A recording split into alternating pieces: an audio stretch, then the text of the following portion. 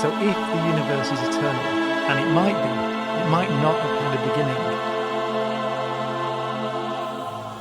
It might be eternal. We might discover that.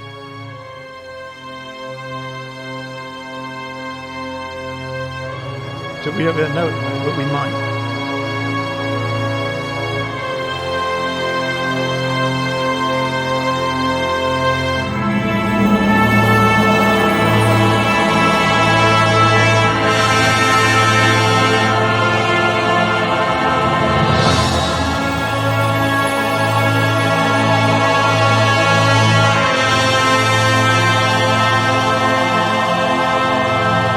That fuzzy spiral contains 400 billion stars. Every other smudge, every other shape in this image